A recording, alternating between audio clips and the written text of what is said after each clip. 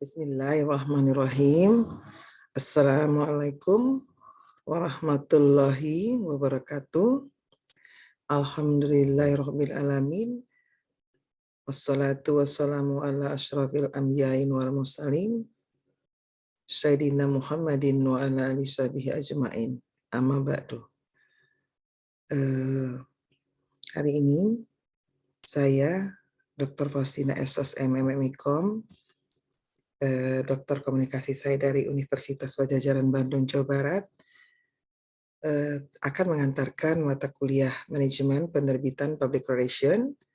Materi pertama yang kita akan bahas dan kupas untuk mahasiswa semester 5, mahasiswa yang mengambil program studi Public Relation. Kita akan membahas pengertian dan sejarah Public Relation. Sebelumnya kita akan melihat dulu pengertian public relation. Public relation itu adalah suatu pekerjaan yang mengerjakan ruang lingkup atau job description-nya adalah untuk membantu lembaga ataupun perusahaan di bidang publikasi, publicity, bisa membuat event, membuat berita, news, community involvement, identity media, ngelobi antara kerjasama satu lembaga ke lembaga yang lain, dan social investment, memberikan suatu tanda ataupun memberikan kontribusi kepada masyarakat sehingga lembaga itu dikenal di masyarakat luas. Oke, kita masuk kepada pengertian public relation. Mohon semua mahasiswa Ibu untuk memperhatikan apa yang dimaksud dengan pengertian public relation. Ya, public relation itu adalah suatu jembatan antara perusahaan dengan publiknya agar tercapainya mutual understanding. Maksudnya agar masyarakat dan lembaga di suatu perusahaan itu memiliki satu persepsi yang sama memandang suatu problem atau masalah. Itu yang menurut Ardianto 2004 halaman ketiga. Nah, sedangkan public relations sebagai manajemen yang membangun dan mempertahankan hubungan baik dan bermanfaat antara organisasi dengan publiknya menurut Catlib Center ya, pada tahun 2009 halaman 6. Nah, pada dasarnya, esensinya public relation itu sebagai penghubung suatu posisi di perusahaan atau organisasi atau perusahaan dengan publiknya. Ya, nanti kita berikan contoh yang konkret. Kita lanjutkan. Nah, public relation itu kita bisa lihat dari cuplikan beberapa orang yang mengadakan meeting di kantornya ya. Nah, ini diambil disitasi pada sumber di website ya, pendidikan www.gurupendidikan.go.id. Nah, diakses 28 Maret 2021. Public relation sebagai suatu interaksi, maksudnya ya, menurut si Maria, dan menciptakan opini publik sebagai input yang menguntungkan untuk kedua belah pihak dan sebagai profesi yang profesional karena sangat penting untuk tujuan organisasi secara berkelanjutan.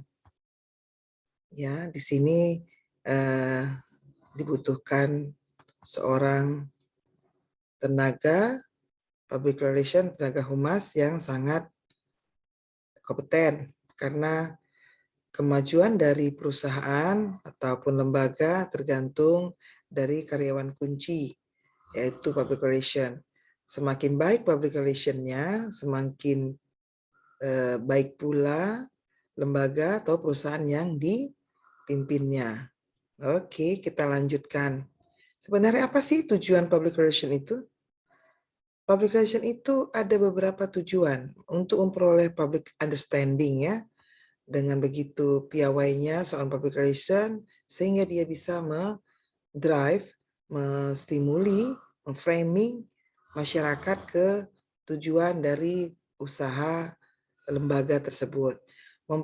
Kedua, memperoleh terciptanya public relation confidence, ya, adanya kepercayaan publik terhadap perusahaan, sehingga perusahaan itu bisa berjalan dengan baik dan bisa mencapai tujuan-tujuan perusahaan, sehingga lembaga ini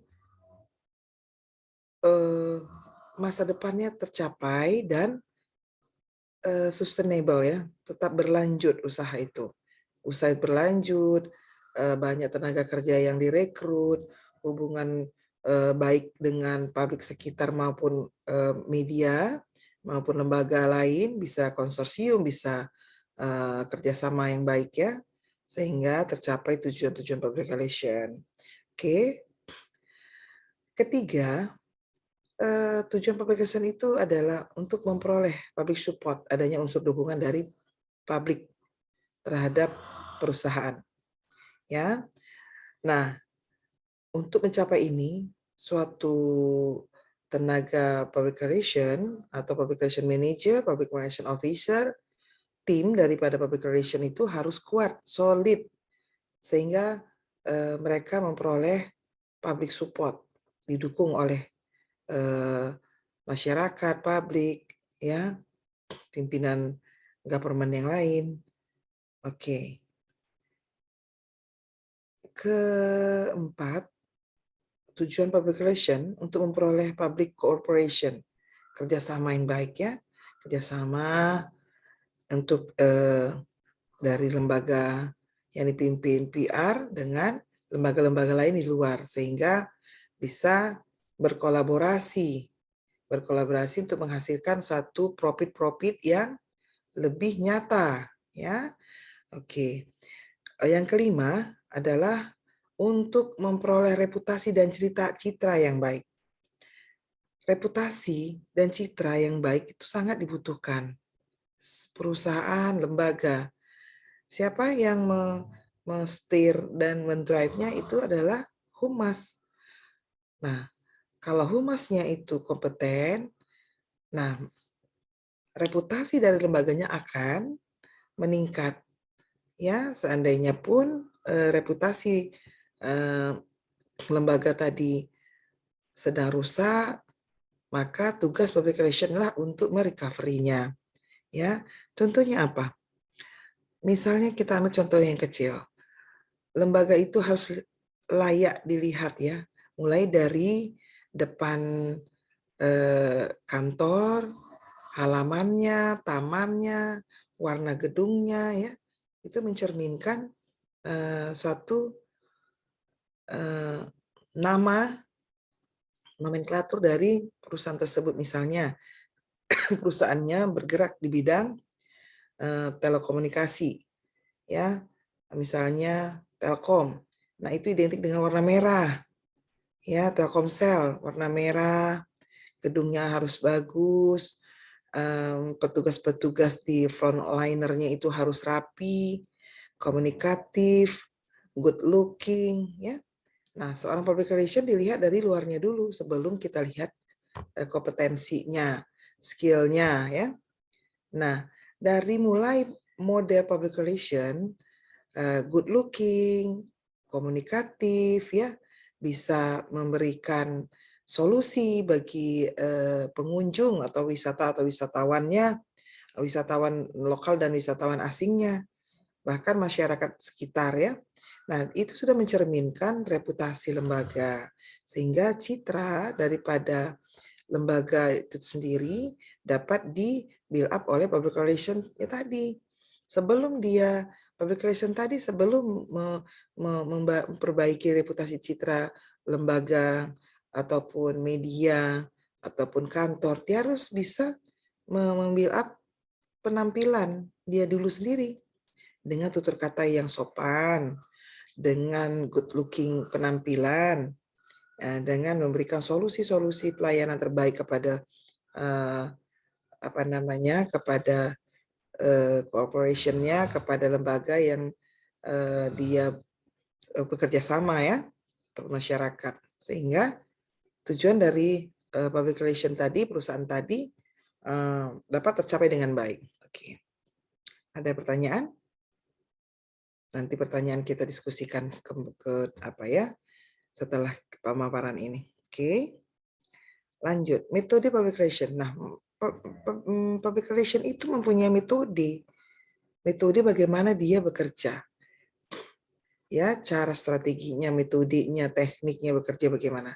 Ini kita bisa lihat penyelidikan intelektual. Ya, penyelidikan intelektual research.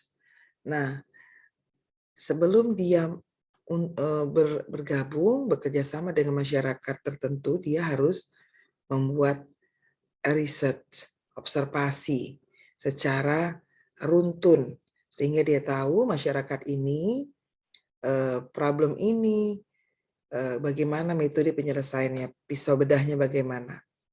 Sehingga apa yang tujuan dari public relation tadi dapat tercapai dengan baik. Oke, seorang public relation harus memiliki perencanaan, planning, ya, ditulis dari mulai apa yang mau dikerjakan. Lalu apa? Dia melaksanakan. Setelah ditulis planning tadi, dia harus melakukan action. Action turun ke lapangan. Setelah research dia turun ke lapangan, dia mengambil satu langkah ya. Lalu dia evaluasi langkah-langkah itu. Ya. Oke, kita lanjutkan. Sejarah. Sebenarnya gimana sih public relation itu ya? Sejarahnya siapa sih yang pencetusnya, deklaratornya siapa? Nah, ini dapat kita lihat setelah kita membaca, melihat, mengevaluasi, mengkritisi, maka kita berhasil mengambil satu nama. Ivy Ledbetter-Lee. Berhasil ya. Beliau berhasil mengatasi krisis di lembaganya dengan runtuhnya problemnya itu runtuhnya daerah tambang batu bara di Amerika pada tahun 1906, sehingga beliau dinobatkan sebagai Bapak Public Relation. Nah, di sini dapatlah kita melihat bahwa Ivy Ledbetter-Lee ini Bapak Public Relation. Karena apa? Karena beliau berhasil mencari, mengkritisi, meriset, mengevaluasi sehingga dapat memberikan solusi kepada perusahaan ya atau lembaganya. Pada saat itu mereka ada krisis runtuhnya daerah tambang batu bara di Amerika. Oke, sehingga beliau dinobatkan jadi Bapak Public Relation. Nah, itu di luar negeri ya. Di Indonesia, public relation itu ada sejarahnya lagi. Sejarah public relation di Indonesia sejak 18 Agustus 1945, ketika Bung Karno menginstruksikan pers untuk mengumumkan menunda sidang PPPKI dan pemilihan presiden sebelum merumuskan Undang-Undang Dasar. Tapi sejarah public relation di Indonesia yang disepakati oleh para ahli sejak proklamasi 17 Agustus 1945 ditandai oleh kemajuan teknologi. Ya, proyek mercusuar radio Republik Indonesia seperti yang disiarkan RRI dan televisi Republik Indonesia ya, TVRI. Nah, di sini dapat kita ambil satu kesimpulan bahwa Bapak Public Relation di Indonesia itu adalah Bung Karno. Ya. Oke, kita lanjut. Nah, sejarah dari public relation di Amerika bisa kita kita simpulkan dan bisa kita kategorisasi dari mulai tahun abad ke-19 perkembangan public relation di Amerika dan Eropa merupakan program studi pengetahuan dan teknologi. Kenapa?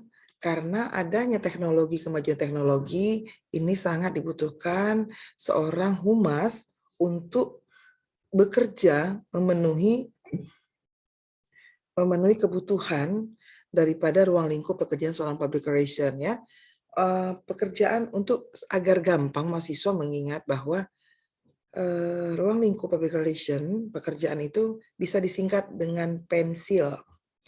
Pensil seperti yang Ibu terangkan tadi, mulai dari publikasi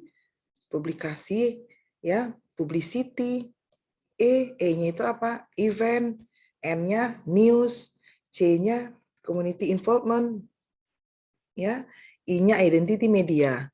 Lalu L-nya itu lobbying. Lobbying, ya, pekerjaan seorang public relation itu ngelobi bagaimana agar lembaganya bisa berkolaborasi, bekerja sama, konsorsium dengan lembaga lainnya, ya, dengan lembaga lainnya, dengan masyarakat sekitarnya, bahkan dengan hubungan internal dengan pekerja-pekerja di internal lembaganya, ya.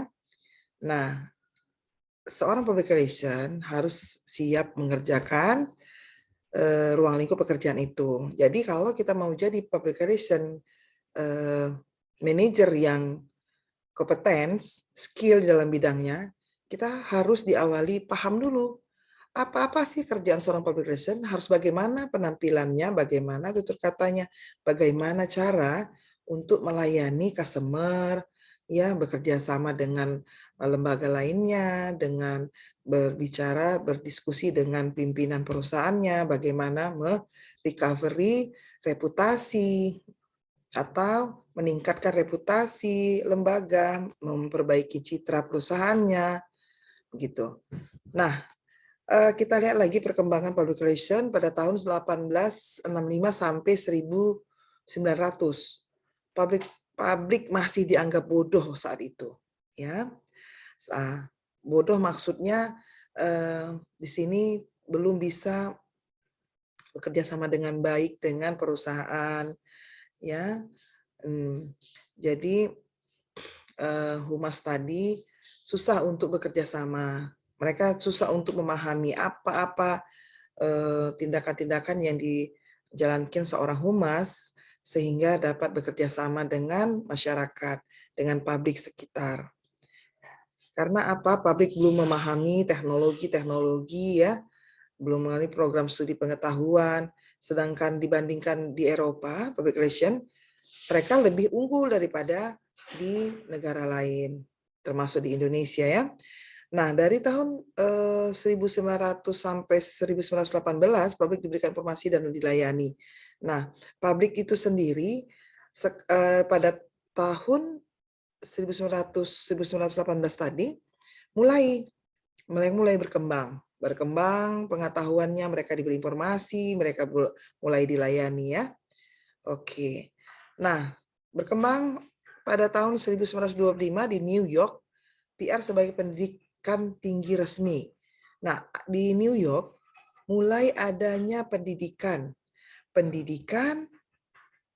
tentang bagaimana posisi daripada public relation humas, ya, itu mulai dipelajari, mulai masuk ke dalam ranah pendidikan, bahwa lembaga sangat membutuhkan tenaga-tenaga kompeten yang skill, ya, PR yang kompeten untuk membantu meningkatkan reputasi dan citra suatu lembaga, sehingga lembaga itu berjalan sesuai tujuan daripada public relation dan perusahaannya, ya.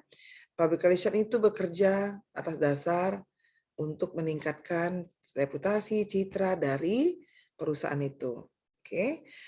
Kita masuk ke perkembangan tahun 1928. Nah, ini berkembang di Belanda sebagai pendidikan tinggi, minimal di fakultas dan kursus-kursus. Nah, di Belanda itu mulai diperkenalkan bahwa public relation itu adalah suatu ilmu pengetahuan untuk membantu suatu lembaga, sehingga lembaga-lembaga itu bisa terpublikasi dengan baik, ya, bagaimana membuat event, membuat news, ya, membuat community involvement, membuat identity media. Nanti kita masuk ke dalam pertemuan berikutnya, bagaimana news itu dirilis berita-beritanya dengan baik sehingga bisa menaikkan reputasi lembaga dan citra, sehingga publik memandang lembaga itu sebagai lembaga yang bermanfaat bagi masyarakat sekitarnya, bagi memberikan kontribusi yang baik kepada internal daripada karyawan daripada pimpinan perusahaan, ownership ya. Nah, sehingga masuk lagi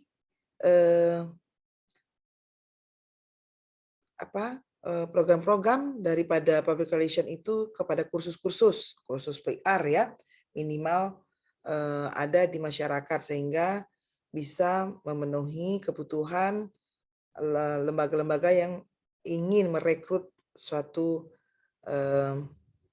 pekerja-pekerja yang posisi-posisi public relation yang optimal ya pelayanannya, sehingga dapat bekerja sama dengan lembaga untuk meningkatkan reputasi dan citra lembaga tersebut. Nah, mari kita lihat kembali perkembangan public relation pada tahun 1918 sampai 1945 ya. Publik diberikan pendidikan dan dihargai. Nah, di sini mulai ada kemajuan public relation ya. Publik itu mulai menghargai, oh ini toh maksud daripada public relation itu ya, untuk diberi pendidikan, dihargai lagi ya, dikasih pendidikan. Dan setelah adanya pendidikan itu, mulailah publik menghargai, oh maksud tujuan daripada PR ini adalah kerjasama dengan masyarakat ya, meningkatkan mutu, kualitas atau reputasi dan citra lembaga sehingga bisa berkolaborasi dengan masyarakat. Nah, pada tahun 1945-1968, publik mulai terbuka dan banyak mengetahui manfaatnya, tujuannya PR itu, oh begini.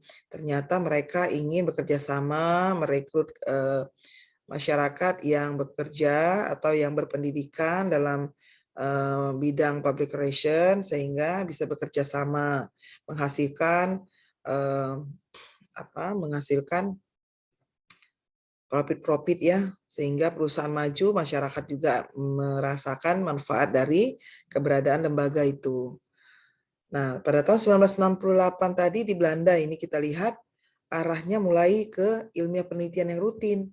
Nah, itu tadi seperti Bapak Ivy ya, Ivy Betterly tadi, dia sudah bisa mengcover perusahaannya yang dalam keadaan krisis sehingga menjadi merecovery citra kembali, reputasinya baik kembali karena melalui melakukan metode-metode penelitian rutin ya. Dia research, dia menganalisis, dia mengkritisi, dan sehingga dia bisa mengkonstruk daripada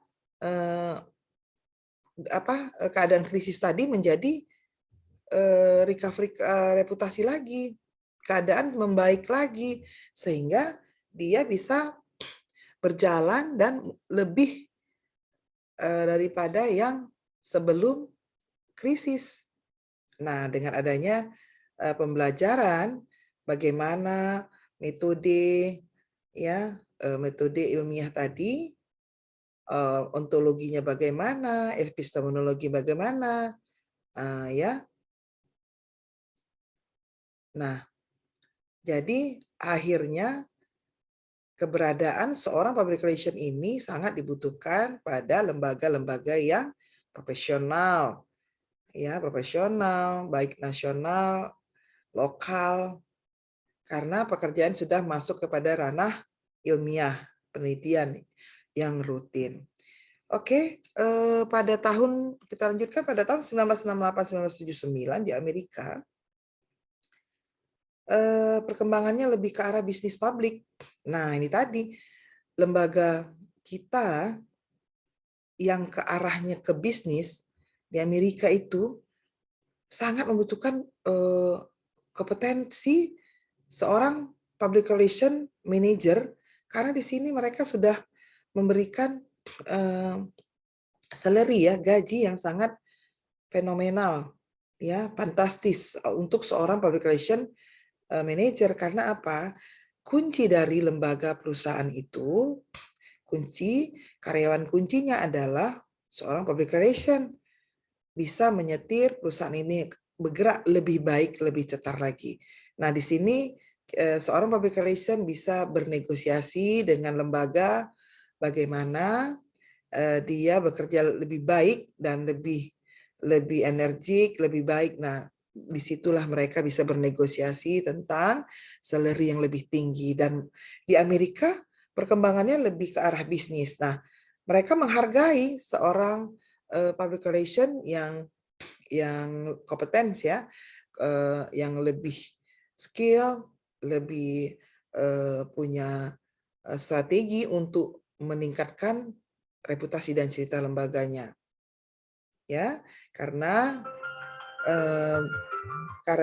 seorang public relation dapat membangkitkan lembaga-lembaga yang dalam keadaan krisis menjadi lebih baik, sehingga reputasi dan citra mereka itu bisa terrecovery kembali, ditingkatkan lagi maksudnya ya. Oke, sejarah public relation tahun 1979 sampai 90 ini termasuk ranahnya ini public relation sudah menjadi profesional ya. Profesional di internasional globalisasi, perubahan mental dan kualitas. Nah, kualitas lebih daripada yang tahun abad ke-19 ya, PR belum dipercaya, pabrik belum mengakuinya. Nah, sekarang ini masuk ke ranah public relation, ini ranah profesional ya. Profesional, dan ini posisi public relation ini sangat diincar, dibutuhkan, diminati, bahkan dia sangat dimuliakan ya, karena suatu lembaga sangat membutuhkan kinerjanya untuk dapat mempublikasi, publicity, membuat event, membuat berita yang baik-baik tentang perusahaan ini. Ini adalah soal pekerjaan skill yang harus dimiliki seorang public relation. Ya, membuat newsletter, membuat annual report, ya, membuat lagi pidato pimpinan, membuat media relation kepada media-media online, media mainstream, ya. Nah, jadi posisi public relation ini semakin ke depan sangat dibutuhkan, karena mereka adalah personal-personal yang sangat dibutuhkan di lembaga.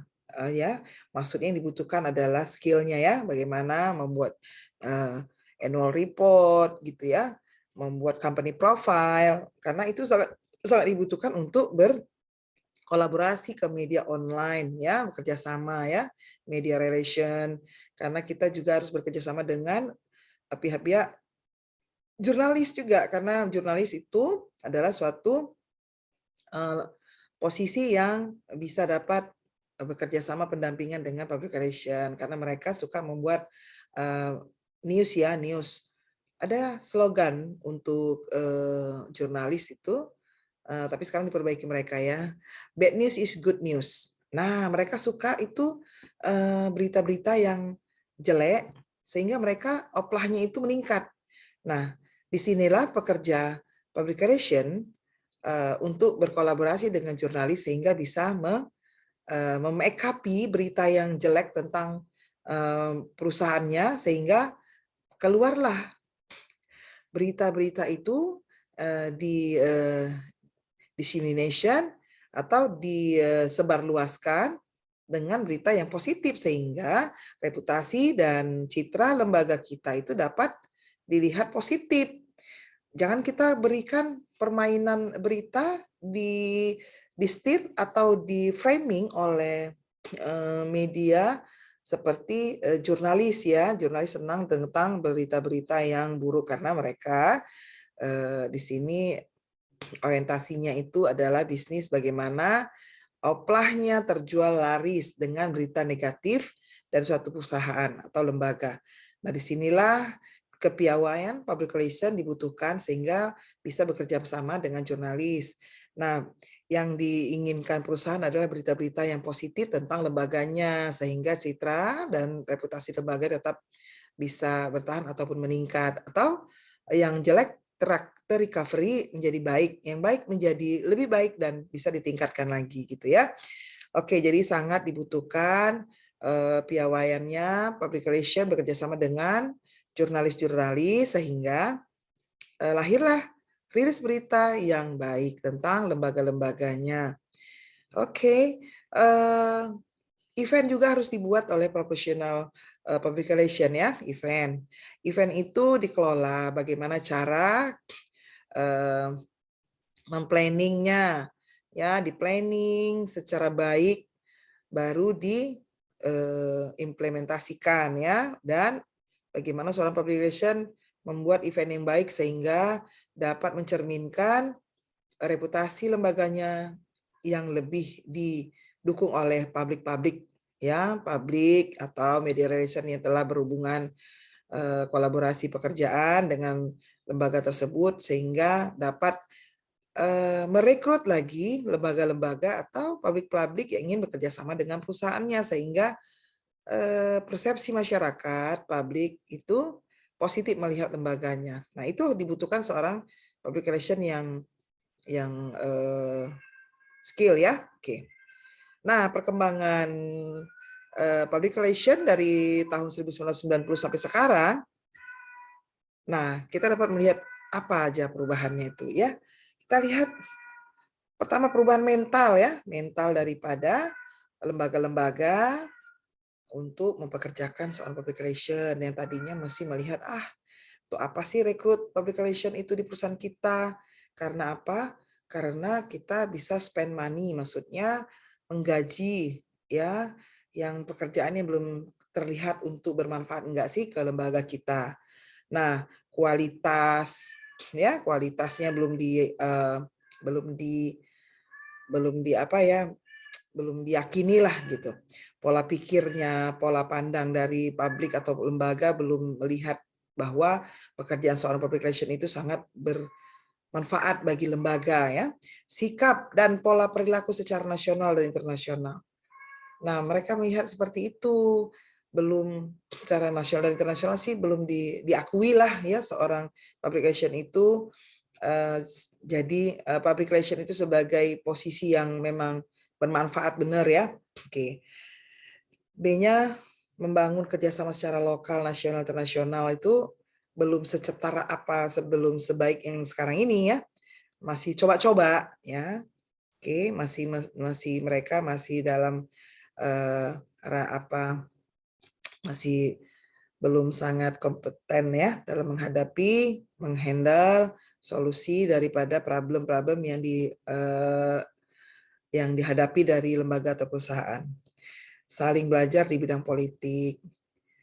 Ya, selanjutnya itu public relation juga belum belajar di bidang politik ya. Nah, tapi sekarang ini sudah ikut di dalamnya karena bidang politik itu adalah satu strategi ya untuk bekerja sama bagaimana mengatasi situasional politik ini ya. Public relation juga harus mengetahuinya, ekonomi ya, dari sisi ekonomi, sosial budaya, ilmu pengetahuan dan teknologi atau dikuasain itu sama public relation ya, dan sesuai dengan kebutuhan era global informasi. Seorang public relation tidak boleh dia gagap teknologi karena teknologi 5.0 sekarang itu sangat membutuhkan seorang public relation. Public relation sangat membutuhkan teknologi media sosial, media online, bahkan kritisi media mainstream ya. Nah, media mainstream kebanyakan yang di-framing oleh suatu pimpinan dari negara, bisa jadi dari daerah, bisa jadi kepentingan-kepentingan misi visi masing-masing pengelolanya ya, pengelola. Jadi sejarah public relation dapat kita lihat tadi perkembangannya dari abad ke-19 sampai sekarang itu sangat-sangat mencolok ya, sangat baik perkembangannya ke depan ini. Nah, saran daripada dosen bahwa mahasiswa yang ingin memposisikan dirinya sebagai public relation manager baiknya mengetahui sejarah public relation ini dan perkembangannya hingga akhir ini. Nah, dan satu lagi paham dulu ya ruang lingkup pekerjaannya sehingga kita tahu apa-apa yang harus kita kerjakan nanti pada saat kita bekerja di perusahaan yang ternama gitu ya. Dan kita bisa berkontribusi sebagai public relation manager dia signifikan begitu, signifikan, salary yang fenomenal, salary yang fantastik saya terima, dan suatu strategi teknik pekerjaan public relation yang fenomenal juga yang kita berikan ke mereka, ke lembaga tersebut. Sehingga keberadaan public relation manager itu benar-benar dihargai, diberikan posisi yang fenomenal, ya, sehingga berikutnya hasilnya akan terefek kepada reputasi dan citra tersebut. Oke, sampai di sini perkenalan materi awal, pemaparan, ya maksud dan tujuan public relation itu apa, sejarahnya bagaimana, menurut para ahli apa itu public relation. Nah, mohon dipahami, dipelajari, ya, dan dibuka lagi browsing tentang fenomenalnya pekerjaan public relation officer ya, bagaimana mereka bekerja dulu dan hingga sekarang.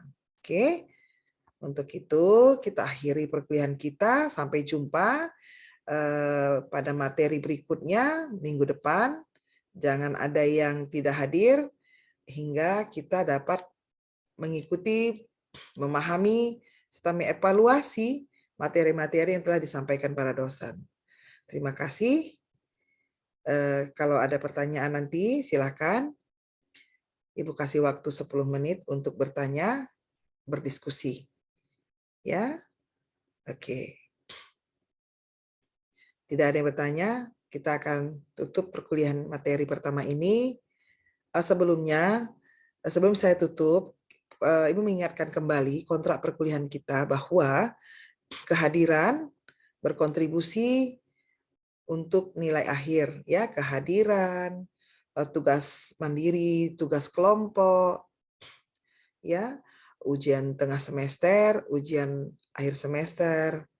Nah, serta attitude kita, ini semua nilai-nilai akan dikumulatifkan sehingga menjadi nilai akhir. Ya, mudah-mudahan mahasiswa yang ada di kelas ini tetap konsisten kehadirannya, isi daftar hadir, mengerjakan tugas kelompok, tugas mandiri, berdiskusi dengan aktif, bertanya, menjawab pada saat Ibu bertanya, ya, lalu mengikuti ujian tengah semester, ujian akhir semester. Nah, maka dari itu nilai yang optimal akan kita peroleh nilai A ya. Oke. Terima kasih. Dengan semangat kuliah yang ada sekarang harus ditingkatkan sehingga menjadi akhirnya nanti menjadi public relation manager yang kompeten di perusahaannya, memperoleh gaji yang fenomenal, fantastis ya, sehingga bisa memberikan masukan kepada karyawan-karyawan, pimpinan, bahkan publik sekitar ya, menaikkan reputasi lembaganya, citra lembaganya, menaikkan omset, oplah, bahkan menaikkan citra dan reputasi itu pasti ya. Oke, dapat bersaing di kancah internasional. Oke, Ibu akhiri perkuliahan kita dengan mengucapkan wabillahi taufiq walhidayah. Assalamualaikum warahmatullahi wabarakatuh.